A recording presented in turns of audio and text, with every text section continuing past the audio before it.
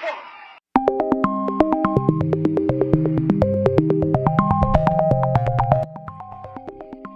appalling incident occurred Sunday night, 4th of July 2021 at a Nashville intersection.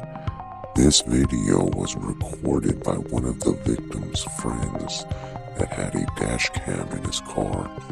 As you can see, this car approaches slowly as the person inside gets ready to throw the firework.